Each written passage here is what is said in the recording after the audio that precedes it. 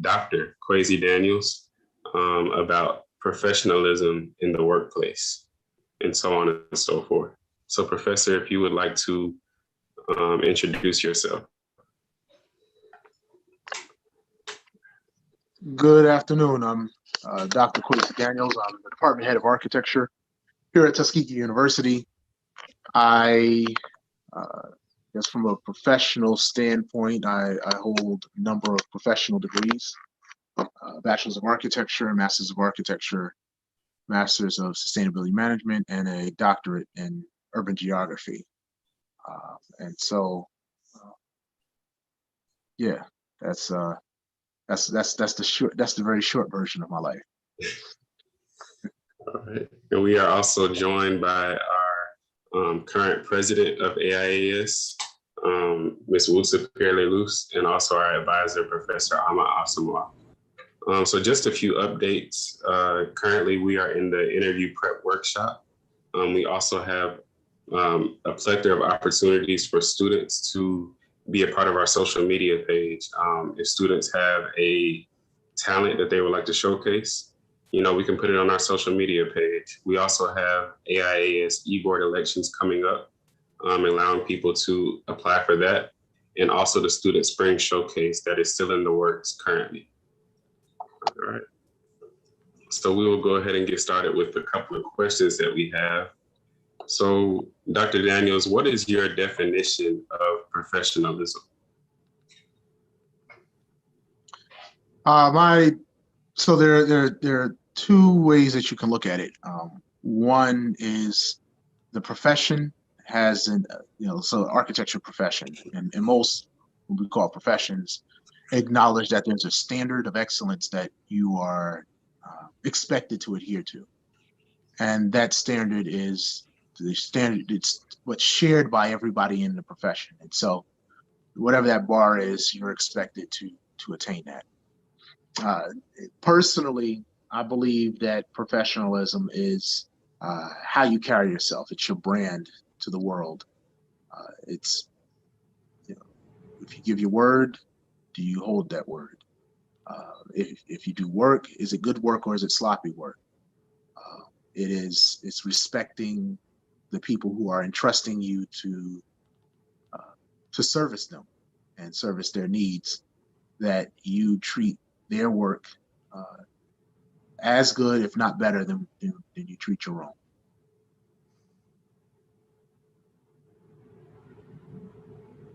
You're on mute. Yes, and that leads into my next question. And you were talking about your brand. So what is your brand and how have you built on it over the years? That's a great question. Actually, I've thought about that. So I'll say something as simple as how you dress. So part of my brand, anybody who knows me, is I believe in always being dressed what we say professional. And what do I mean by that? Being always prepared for any environment that I'm going to walk into. I always believe, my motto is that it's always easier to dress down than it is to dress up. So, here I have this jacket on, and I have a turtleneck, zip-up turtleneck sweater with a bow tie. But I can take this jacket off if I'm in a semi-professional environment. If it's a more professional environment, I can take off the sweater and just keep the button down on and have the jacket on. If it's a really, dressed down kind of environment, I can take off the bow tie and just keep the button down. If it gets even really, really just relaxed, man, you pull out your pants and just let the shirt just hang out loose, roll up your sleeves and just chill, And if you just really want to get super dressed down, you take it off. You probably have a t-shirt underneath. And so if you need to go on the basketball court or, you need to do something, you got to get up under the hood to fix something, you can do all that business. If you need to go out and work on your house, you can do all that business. And then you can put all that stuff back on and turn around within 5 seconds and be prepared to walk into a boardroom. When it comes to, my brand, that's one of those elements of my brand that I've cultivated through the years is making sure that how I carry myself, the attire that I have, there's never an environment that I can't walk into because I'm always dressed and prepared. Thank you for that. You speak about being prepared, and one thing that I have learned, over the course of being in this program is that always take your sketchbook with you. Or am I always professionally dressed? No, but you have told us to always have our sketchbook with us just in case we need to sketch a building or we need to sketch a piece of a building or sketch on an idea that we have while we're on the road. Anything, we can do that in that sketchbook. So that kind of jumps into the next topic is how do you prepare your students, whether it's a studio project or just in the studio for professional development? So one of the first ways that I do that is requiring students to be in class on time. In some environments, people are very, very flexible with that.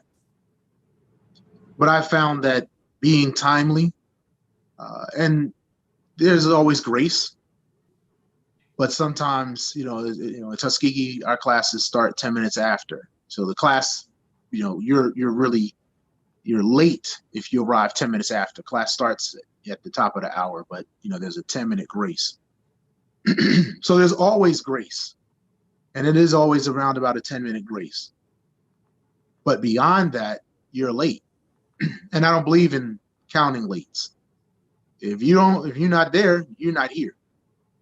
And so that's one of the ways that I prepare students for professionalism. Within the architecture program, we'll prepare them based upon their attire.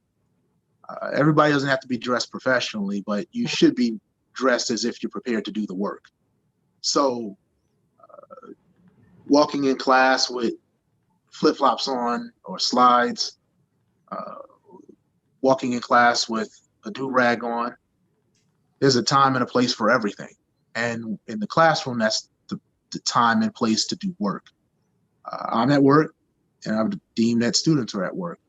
And so when you walk in the classroom, you should be walking in there ready and prepared to engage in the activities that we're about to do. And then the last way that I prepare students for professionalism is presentation day. So whenever we present, I generally require that students are dressed with a suit, a tie, dress in the professional attire that would be warranted in order to present the work that you have to be taken seriously. So coming in with jeans and a t-shirt or sweats, that's not acceptable. When you present, reviewing your work to make sure there are no typos, that your graphics are clear, making sure that the work that you produce, if you did, again, we're talking about architecture. So if you have a study model and you have not turned that study model into a final model where your cuts are all clean, it's a pristine quality model, and your drawings are all clear and not pixelated, and your line weights are strong. I mean, these are all the elements of professionalism.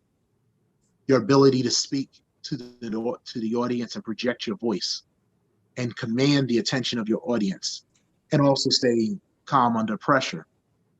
These are all of the ways that within my classes, particularly design studio, that I prepare students for professionalism. And for the students that are here, we're all going to be heading in that workforce pretty soon. So how would you go about approaching a space that doesn't look like you? I know that you've been in many different spaces in many different times, in many different time periods. So how would you go about approaching a space that doesn't look like us?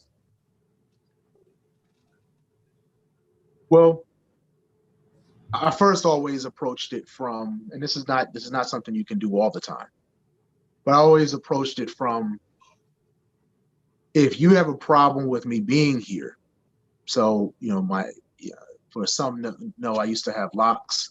They were down my back, and there was comments when I was coming through school. People say, well, you're not going to find a job with your hair like that. My position was, if you don't want to hire me because of my hair, and there are a couple other reasons I could think of, you probably don't want to hire me either. So I believe that I'm interviewing you just as much as you're interviewing me. Now, every environment that you walk into, you're not going to have that level of control. And every situation you're in, you may not be able to be that definitive in how in the decision making. So that's where I fall into how I carry myself. I've always believed in setting the standard. I've had two situations in my life, just speaking about attire, where I was in environments where it was a very mixed environment. And the rules of engagement in those environments were very, very lax. One time I worked in a bank, another time at a university, where everybody's position was, you come in, you don't come dressed up. You don't come with a suit and tie on.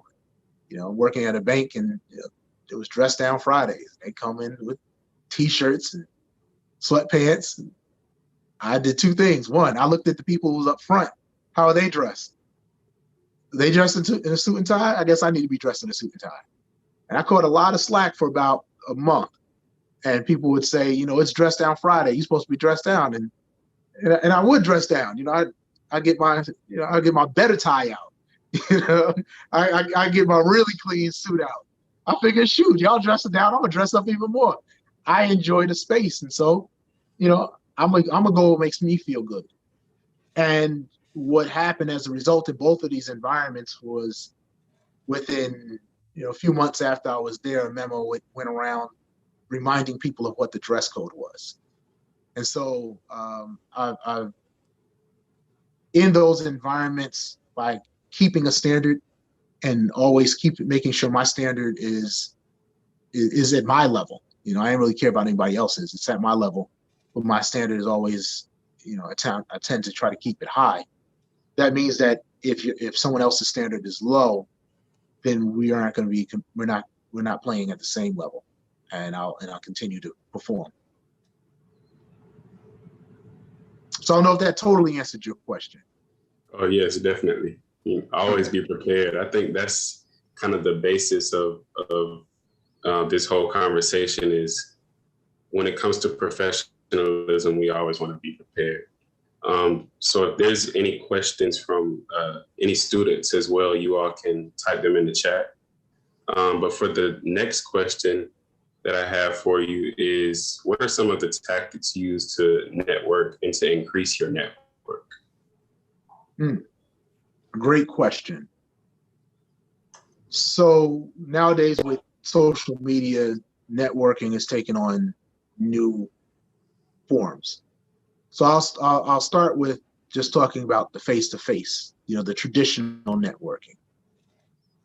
For those who've been my students and have traveled with me to conferences, I'm one of the things I tell students is I play a game called collecting business cards. At the end, whoever collects the most business cards, they win the game. So that's the first way you learn about networking. You go to an environment where there's nothing but business people there. Collect as many business cards as you can. And then what you do is you write on the back of the business card how you met that person. So if they were the person, the bald head with the brown jacket, you write bald head with brown jacket on the back of it. If I met you at the restaurant after a lecture, I met you at the restaurant after the lecture. It does two things. One, you got their contact. Two, immediately after, Professor Asamoah says she still has her cards. Immediately after you meet them, you can send them an email and say, hey, such and such, it was a pleasure meeting you at the bar. That thing, just that little simple.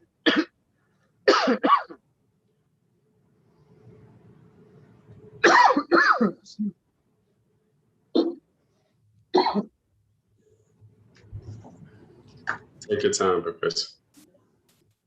While he's coughing, I'm just going to add in as a student traveling with Dr. Daniels, like I said, I still have those cards and I still follow that same procedure to this day.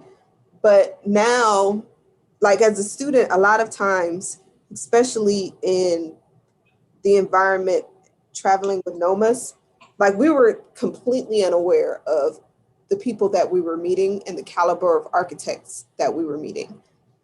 So I met design fellows. I networked with design fellows. I had my business card and we would exchange and I would give them theirs, they would give me mine. Like till this day, I will see them as a full grown adult person. They were like, I still have your business card. I remember when I met you at Nomis in Birmingham in 2005 or 2006. So that in and of itself has helped me to build long-term relationships and created opportunities for me to have mentors with people I wouldn't have even thought to approach had I not been saying, all right, I got to get more business cards than my classmate over there. And I'll tell you, actually, that I can't take all credit for that. I was actually Dr. Bell when I was second or third year, took us all down to Orlando. There was an alum, his name is Andrew Powell. He's still an alum, he's still alive. He had a workshop where you had a networking session in the beginning. It would review resumes and cover letters. And then he had a session where you got to tour some firms and walk around. Well, my first time I was there, I've always been entrepreneurial. The first time we were going down there, I made business cards. So I made some for myself, and then I made some for my classmates. Well, I charged my classmates. So I started a business and said, hey, you can buy 150 business cards, I think, for $20. I think was what was my pricing. And my belief was that if we all showed up in business cards with our resumes as well and our cover letters, then when we go head to head with the rest of the competition, while you're just giving them a resume, this big old 8.5 by 11 sheet of paper that, nobody knows what to do with that. It gets filed away somewhere. I'm also giving you my business card. How you doing? My name is Kwesi Daniels, third-year architecture major, and I'm interested in learning more about your company. So while you exchange your business card, I exchange mine. That immediately tells you that I'm on a different level than the rest of the students that are here because I'm here for business. I'm not here for pleasure.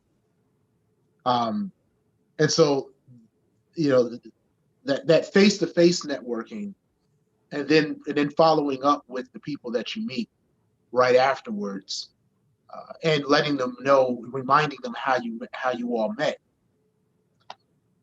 That actually has been one of the strongest ways for me to build my network. The last thing I'll say, because everybody's, most people are not comfortable walking up to somebody. So the easiest thing to do is just say hello. I've connected with more people. Probably most of the people I've connected with it's happened over me saying hello to them. Literally just walking, hi. And in that process, we engage in conversation, and eventually, you close the deal with getting that business card or their contact information and following up with them and then continuing on after that. Yeah, so when it comes to networking, one thing that I found is that it opens up a new field to kind of like a workspace. So when you network with these people, you're able to find yourself in a situation where you're working for someone or someone is working for you. So if someone is working for you, how would you go about pricing for a specific architectural project, or like you just said, pricing for, just business cards? How would you go about setting up a price professionally and giving it to that client? So there are a couple of ways that you can do it. One, if you have the data, you can look around and see what the going rate is for the type of service that you provide. That one is an easy one because based on the region, if that data is out there, you can place yourself within a competitive edge. Two, you can look at the cost for you to do the work. So whatever you're doing, it should at least be able to pay for your cost. So what do I mean? If I have to drive out there, there's a cost. It's gas. If I have to, use certain software, there's a cost associated with that software. So if you think about what that yearly subscription is for the software and the cost to purchase the computer that you're using, you can pull all that together, all those costs, and see what it costs you to do this work over the course of a year. Think about how many projects you would need in order to do that work, and look at your skill set. If you know that if you compare your work to most people that are out there, are you faster than them? Or are you slower than them? What's the expectation on how long it's going to take you, how long it should take you to get the work to them? And then find a price that if I do 10 projects or 30 projects and I actually have the time to do 10 or 30 projects, this is the price that I would pay. I would charge somebody to do it. Then at least that's your baseline. And a good rule of thumb that I was given years ago is if you go 30% above that, that's a pretty good ratio for profit that can deal with any contingencies and other things that you don't that you still need to hit. And then since I was talking about business cards, so one is service and the other one's product. So as architects, we provide a service. As a person who's providing business cards, I was providing a product. One of the things about product is that I was very, very conscious of how much money I was spending. I was spending money on the business cards, on the ink, on the printer, and the computer. And that's all considered overhead. And so I was real upset if my business cards, I started running prints off and they would get destroyed. They wouldn't print properly, and there's that professionalism. I can't give you a business card that sucks. Like, if the ink is smeared, I got to throw it away. If it's off center, I have to throw it away. And so I would get real upset if the work that I was pulling out wasn't 100%, because that's money that I just lost, because of it. And so I learned about overhead and finding a good price. And I surveyed people to determine what was a good price point that they'd be willing to pay for the service I was providing. And it was a pretty lucrative business for me while I was in school. Yeah, so it's funny you say that because, as you know, I've recently had a situation where I was able to do work in Birmingham, just for myself. And I haven't told you this, but it ended up turning out kind of sideways, when it came to the money side of things. He assumed that I was a professional, and I didn't know that he assumed that. So when I was telling him the price, he gave me a response back like, "Oh, that's too much." And then I told him why this was the price. And he continued to say that, I've been doing this longer than you, so no, this is the price. And then I expressed to him, step by step, the process that I'm going through, and why this is the price. And he had to give me something because the quality of print was outstanding. The work that I put together was also good. And the amount of driving that I had to do was extensive. So he had to give me something in return. Did the project go all the way through? No, because of the difficulty in terms of communication, which is also a part of professionalism. You have to be able to communicate well as well. So with that, how would you charge as a professional right out of college, and how would you charge as a student, currently a student? For me, it's always, how much does it cost me to do this work? Honestly, as a student, if I don't have any overhead, if I live at home, that's whether I'm a student or even fresh out. If I'm living at home or I'm on scholarship, or I don't even pay for my room and board, the only thing you're paying for is really your time. And so you got to decide, what is your time worth? If my time to come out here is you could use like minimum wage as a good like barometer. If it's $7.25 is what would be minimum wage, is the work that I'm doing minimum wage? Well, how much money do I actually need? Because one thing about being a student is that I'm also trying to build clientele. To go back to that network, right? If I'm building a social network, if I gouge myself out of the market because my price is too high, then I don't build the network. I don't get to actually do the work that I'm trying to be paid to do.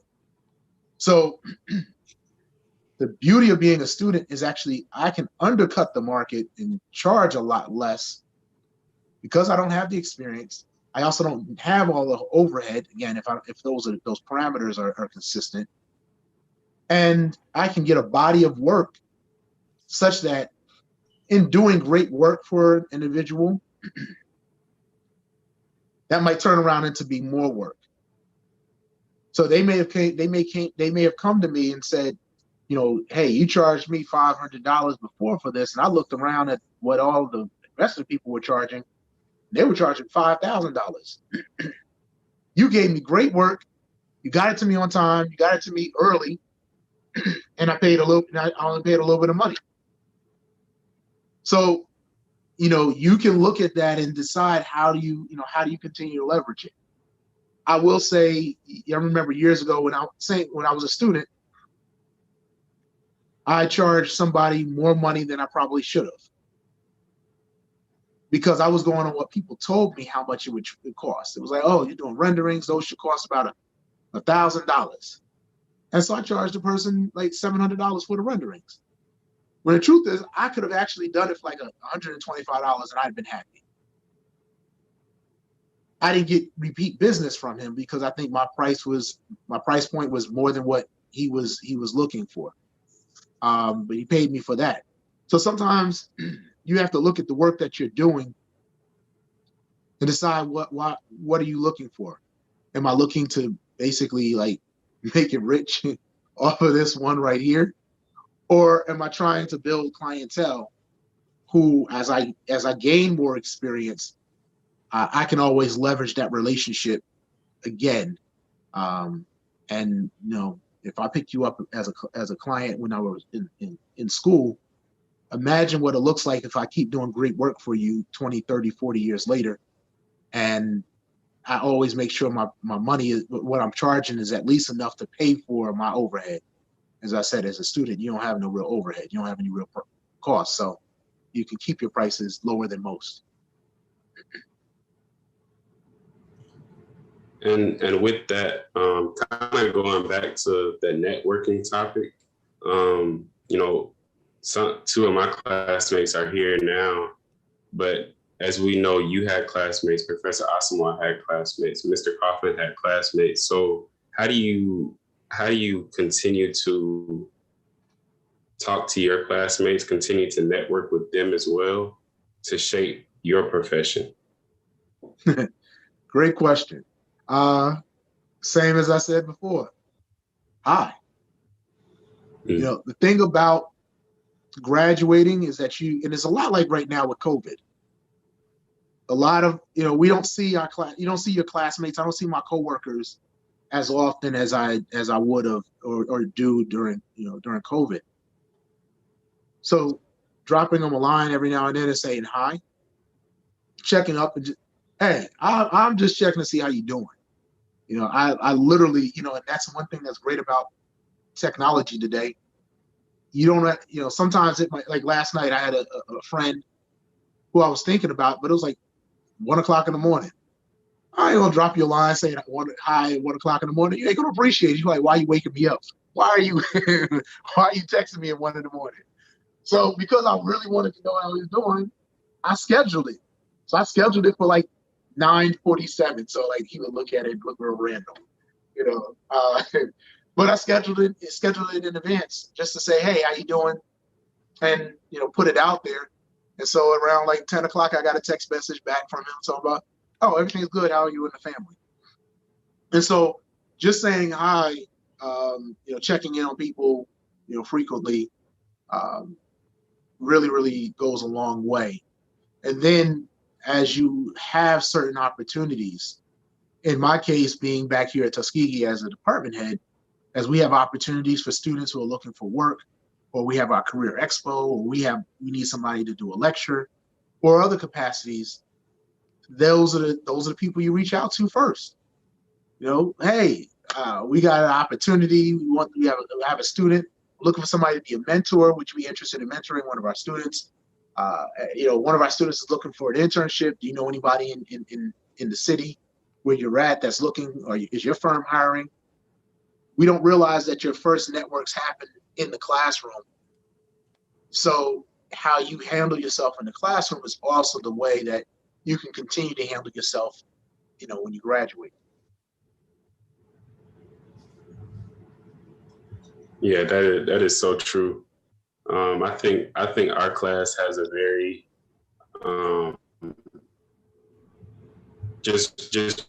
we're very strong. We talk to one another. We all talk to one another like on a constant basis, group chats and all types of stuff. And I'm sure it's the same with other classes as well. You spoke a little bit about COVID, and this is our last question. What are some new tactics and tools you have learned in the profession in regards to COVID-19? Well, first of all, our lexicon has changed. We don't call people, we Zoom.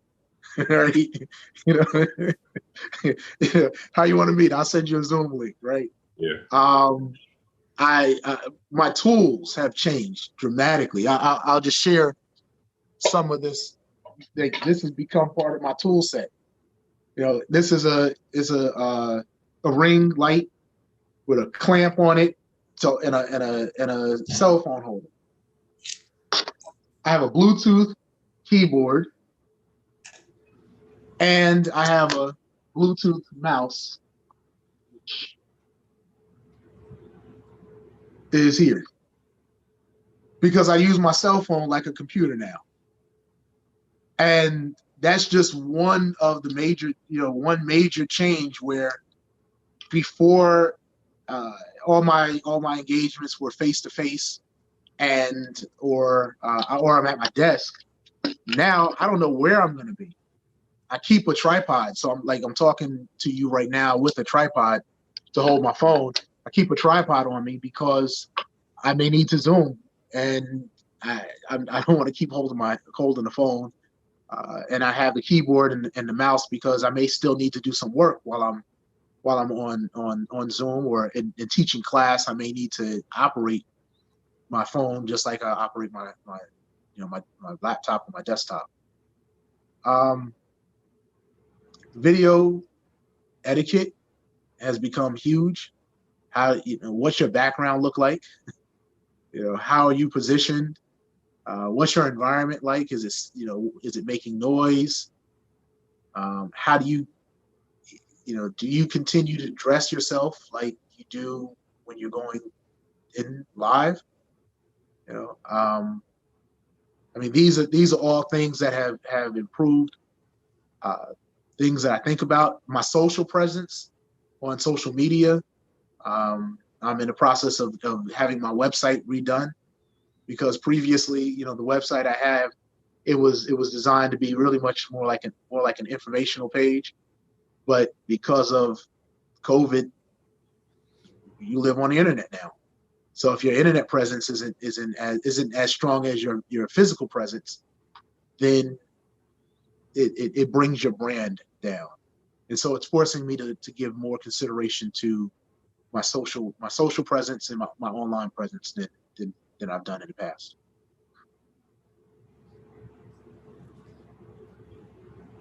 Thank you for that, Professor.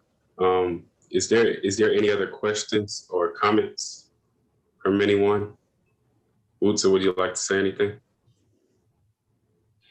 I don't have any comment. I just want to say thank you, Professor Daniels, for being here, because I know you have taught me a lot over the years about professionalism. I just wanted the students to get a little bit of what you have taught me. So I just want to say thank you. Yeah. Oh, you're very welcome. So what have I taught you? Put you on the spot. I would say specifically with pricing, that's one of the main things that you have taught me is learning how to price my work, right?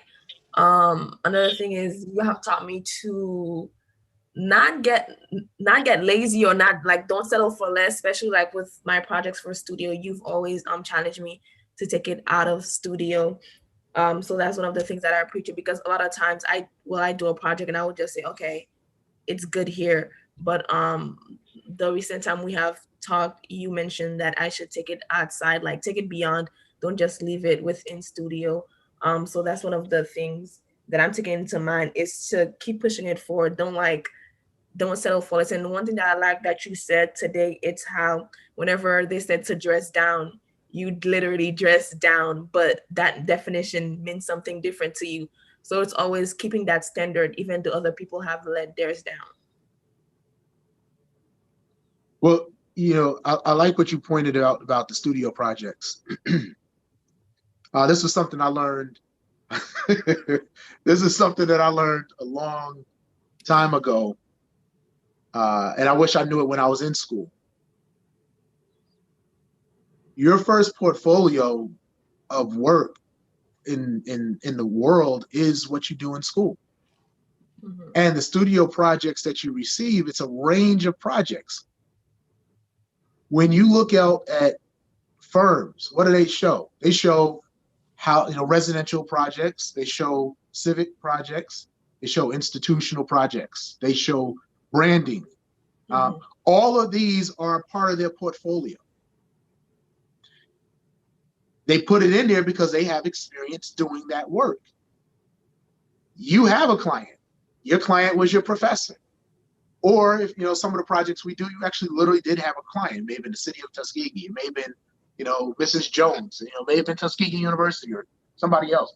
And so because you actually have a client, that project is your first project that you've done. And then the next one that you do is your second project and third. So by the time you graduate, you will have done probably 20 projects over the course of 5 years, 10 semesters, in addition to side work. And you've had faculty evaluate you and tell you where it is. And if you got an A, that means those are really high quality, professional quality work. If you got a C or a D, that means it wasn't. But if you see your work as always being about professionalism, how to put myself out there, and that I am an architect in training, right?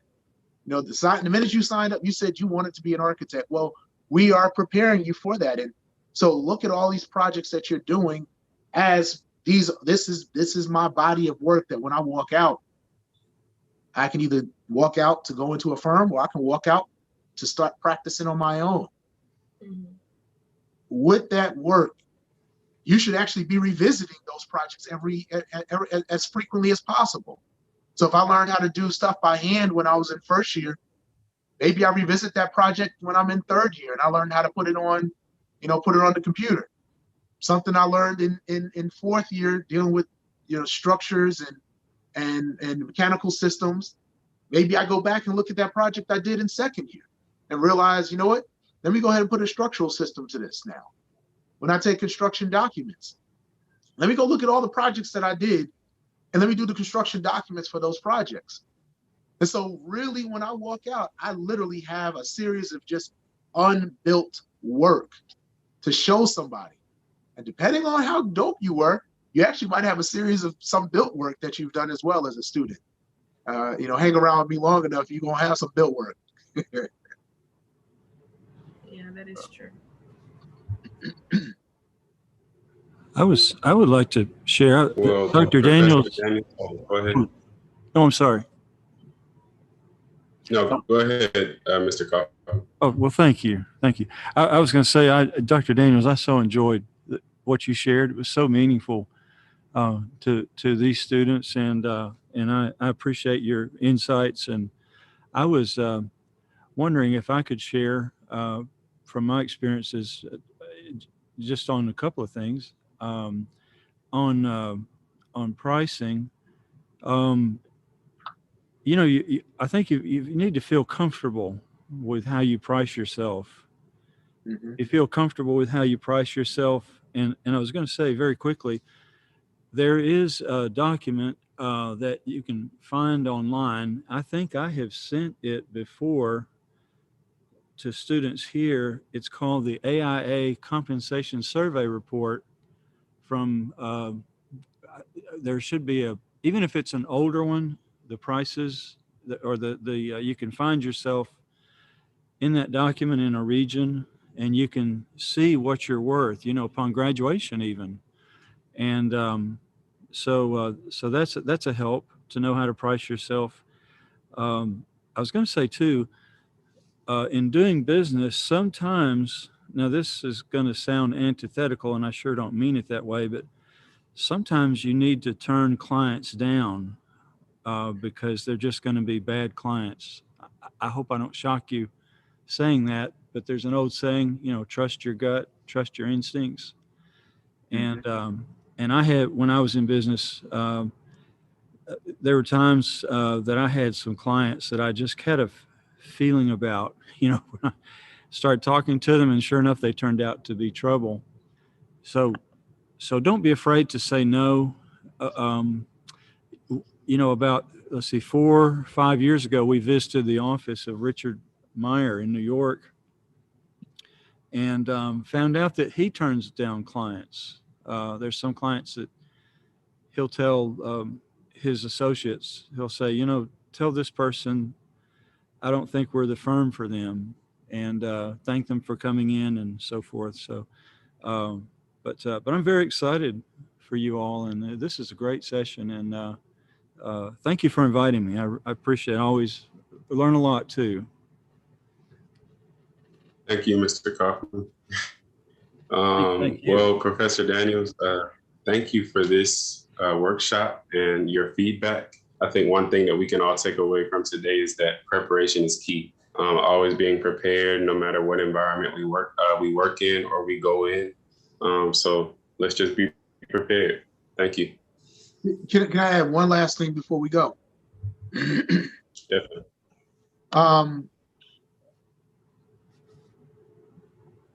Your value, you set that standard. And realize that if you're in it for the long game, a person may not come to you right away. And I saw this with one of the firms that I worked with. He set his price, and he did his work the way he did it. That means he wasn't able to he didn't cut corners where other people might. What I found in watching him do his work was that people wind up coming back to him, because people value quality. I value quality. I value customer service. Like, I will not go to a place that gives me bad customer service. And I will literally go to a place and out of my way just because I love the quality of service this person gives or this company gives. And so as you do your work, realize that if you hold yourself to a high standard, you're not here for everybody to receive your services. You're here for the people who will appreciate your services. Mm. And because the quality of work that you do, it's your standard, it's your brand. Your brand, you have to also maintain that. And so, as Mr. Kaufman said, every client is not a good client. And some clients might destroy your brand in the process. So be clear about what your work is, what your worth is. Be true to that. And then hang up your shingle and see what comes with it. That's well said. And they will come to you. Dr. Daniels is right. Definitely. If you have a service, a good service, and people like you, they like, and I was going to say something earlier too, be yourself, be yourself. And if you're quiet, that's okay. I mean, you're going to attract people who like that. Yes. Don't try to be someone you're not. Try to just be yourself and do excellent work, as Dr. Daniels has said, and which you all are, as I see, your work and what Dr. Daniels and the faculty are imparting to you is so wonderful. So you're going to be sought after, I believe, and if you go on your own, more power to you. But when you're on your own, that's where you really learn. I mean, because it's you there standing alone, trying to make this work. And but I think what Dr. Daniels just shared is so key. Is doing good work, being on time, the courtesy of keeping in touch with your clients. That's huge. The biggest complaint I heard when I was practicing was, this person doesn't call me back, or this contractor I haven't heard from in a month. I mean, architects and contractors. So good communications, all of this works together. So I appreciate you letting me continue just to share that too. That's no problem, Mr. Kaufman. I don't want to take you all's time, too much of your time. So we'll go ahead and end for tonight. But thank you once again for everyone joining and all the great feedback. This has been a pleasure. Thank you. Thank you. I've enjoyed it. It's been great. Thank you, students. Thank you, Professor Osman. Y'all have a good night. You too. Thank you. And this You too. was casted wide, live. So if we need to have the recording go out to students, we can send out a YouTube link. Okay. Can we do that? We sure can. Okay.